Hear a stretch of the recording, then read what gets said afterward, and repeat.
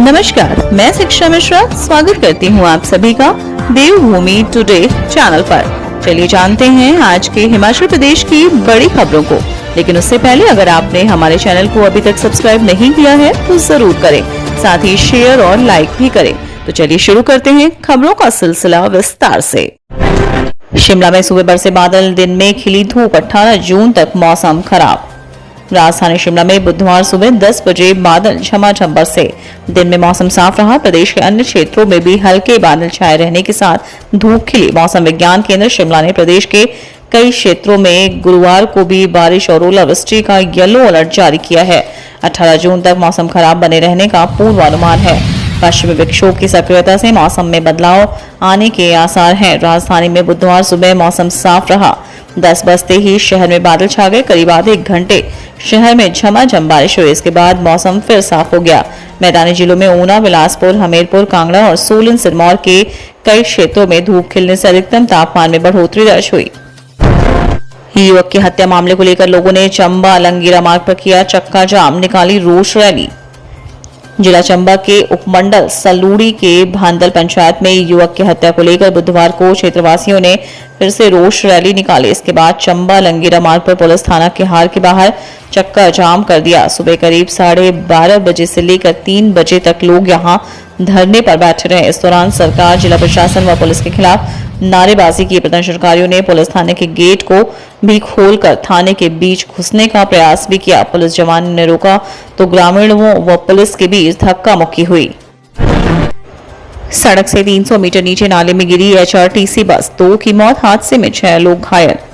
हिमाचल प्रदेश के कुल्लू जिले में भुंतर नरोगी सड़क पर त्रैहड़ के समीप बुधवार को एचआरटीसी की एक बस करीब 300 मीटर नीचे बशौड़ा नाले में गिर गई। नरोगी से वापस भुंतर आ रही बस शाम करीब 5:30 बजे नाले में गिरी। बस गिरने के बाद यहां पर चीख पुकार मच गई। हादसे में 2 लोगों की मौत हो गई और 6 घायल हुए। एचआरटीसी की बस नरोगी में सवारियां छोड़ने के बाद वापस आ रही थी, इसलिए कम लोग ही हादसे की चपेट में आए, अन्यथा हादसे में घायल होने और मृतकों की संख्या अधिक हो सकती थी। भुंतर से 4:15 पर निकली एचआरटीसी की बस पहले नरोगी तक पहुंची। जब यह वापस लौट रही थी तो कुटलू रुआर नामक जगह पर मोड़ पर अनियंत्रित हो गई। इससे पहले कि चालक बस को संभाल पाता, वह ढाक से नीचे की तरफ गिर गई। हादसे का पता चलते ही आसपास के गांव के लोग मौके पर पहुंचे और घायलों को सड़क तक निकाला।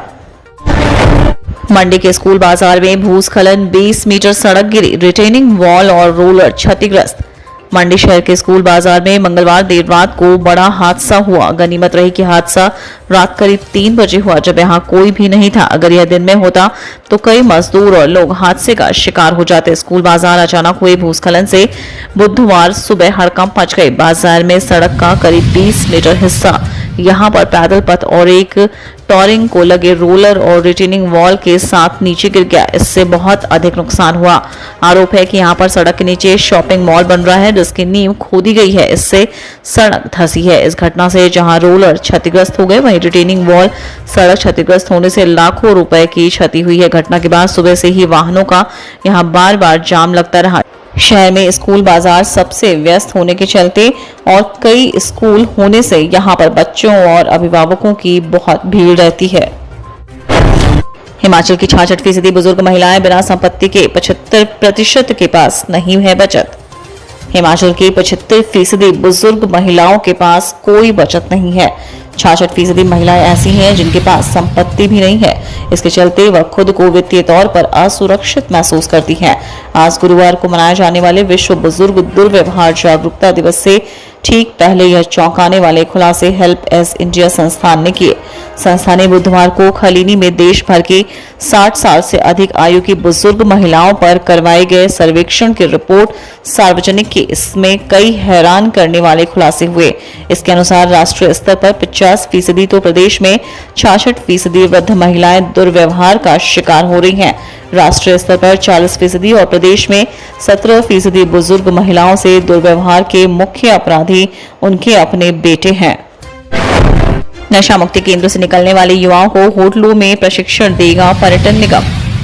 नशा मुक्ति केंद्रों से निकलने वाले युवाओं को प्रदेश सरकार पर्यटन निगम के होटलों में कुक, वेटर, शेफ आदि का प्रशिक्षण देगी। युवाओं के लिए रोजगार के अवसर मिल सके, इसके चलते यह फैसला लिया गया। इसके लिए वही युवा पात्र होंगे जिसको पुलिस नशा छोड़ने का प्रमाण पत्र देगी। पर्यटन निगम के होटल व गेस्ट हाउस में पोस्टर, वीडियो और अन्य माध्यमों से इस संबंध में लोगों को जागरूक किया जाएगा। होटल के कमरों और रेस्टोरेंट में लगी LED स्क्रीन में भी नशे से होने वाले दुष्प्रभाव कार्यक्रम संबंधित 2 से 3 मिनट की शॉर्ट फिल्म का प्रसारण होगा।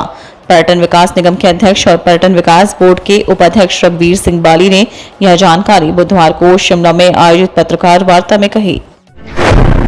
15 दवाओं के सैंपल फेल, विवादों में चल रही साइपर फार्मा के भी 4 सैंपल मानकों पर खरे नहीं उतरे। हिमाचल प्रदेश में मई में बनी अल्सर, BP और निमोनिया समेत 15 दवाओं के सैंपल फेल हो गए। साथ ही देश भर की 27 दवाएं भी मानकों पर खरी नहीं उतर पाई। एक दवा नकली पाई गई है। प्रदेश में जिन दवाओं के सैंपल फेल हुए हैं उनमें हाल ही में नकली दवाई बनाने के लिए विवादों में रही बद्दी की साइपर फार्मा के 4 सैंपल समेत सोलन जिले के 13, सिरमौर और कांगड़ा के एक दवा के सैंपल फेल हुए हैं। केंद्रीय औषधि मानक नियंत्रण संगठन ने मई के ड्रग अलर्ट में यह दवाएं मानकों पर सही नहीं पाई। चंबा में युवक की हत्या मामले पर कुल्लू में बरसे जयराम, गारंटियों को लेकर घेरी कांग्रेस सरकार। नेता प्रतिपक्ष जयराम ठाकुर ने कहा कि हिमाचल प्रदेश में कानून व्यवस्था ध्वस्त हो गई है।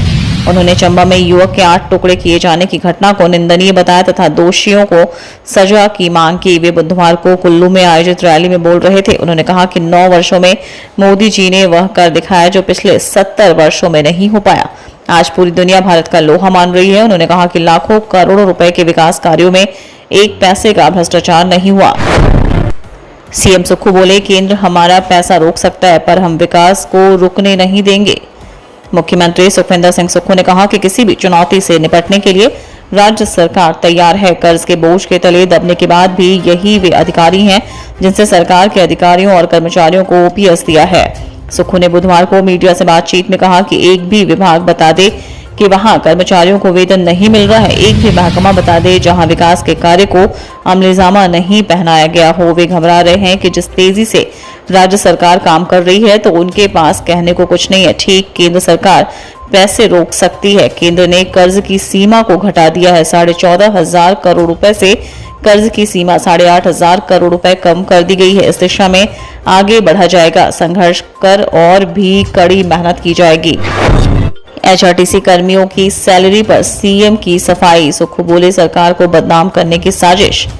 हिमाचल प्रदेश पथ परिवहन निगम कर्मचारियों को वेतन नहीं मिलने से राज्य सरकार की खूब किरकिरी हुई है। इसे लेकर मुख्यमंत्री सुखविंदर सिंह सुक्खू ने विपक्ष पर सरकार को बदनाम करने की साजिश का आरोप लगाया। उन्होंने कहा कि HRTC कर्मचारियों को सैलरी का सरकार जल्द भुगतान करेगी। सुक्खू ने कहा कि HRTC के कर्मचारियों को हमेशा ही 17-18 तारीख को ही सैलरी मिलती रही है। पूर्व भाजपा सरकार ने HRTC कर्मियों को 3 साल तक ओवर टाइम और रात्रि भत्ते का भुगतान नहीं किया। उनकी सरकार ने इसका भुगतान किया है, यह कहना गलत है।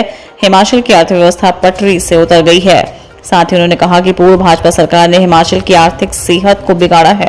उनकी सरकार बिगड़ी हुई सेहत ठीक कर रही है। उन्होंने कहा कि केंद्र से बजट में कटौती के बावजूद विकास नहीं रुकने देंगे।